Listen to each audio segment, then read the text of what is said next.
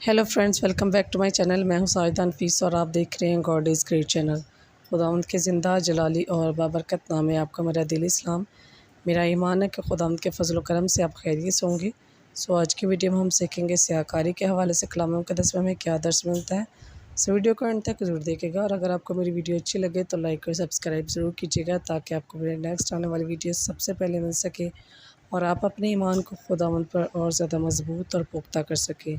चलिए चल के शुरू करते हैं अपनी वीडियो को और सीखते हैं कि सियाकारी के हवाले से कलाम मुक़द्दस में हमें क्या दर्स मिलता है। बाप और बेटे और रूह कुद्दस के नाम आमीन। मुक़द्दस यूहन्ना की इंजील उसका 3 बाब उसकी 19 से 21 आयत तक। कलाम मुक़द्दस में कुछ यूँ लिखा है, और सज़ा के हुक्म का सबब ये है कि नूर दुनिया में आया है और आदमियों ने तरीकी को नूर से ज़्यादा पसंद किया, इसलिए कि उनके काम बुरे थे।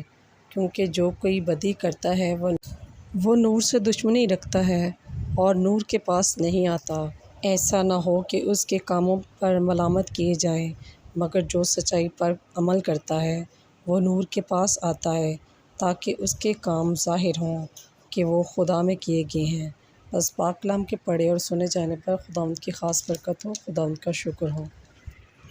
बस मेरे अज़ीज़ों, हमें भी नेक काम करने चाहिए ताकि हम तरीक़े को नहीं बल्कि नूर को पसंद करें और खुदावंद से ढेर बरक़ात हासिल करें। खुदावंद इस कलाम के वसीला से आपका मुझे ढेर बरक़ात से नवाज़े।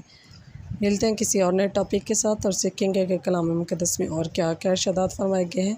तब तक अपना और अपने प्यारों का बहुत सारा ख्याल रखिएगा। टिल देन, खुदा हाफिज़।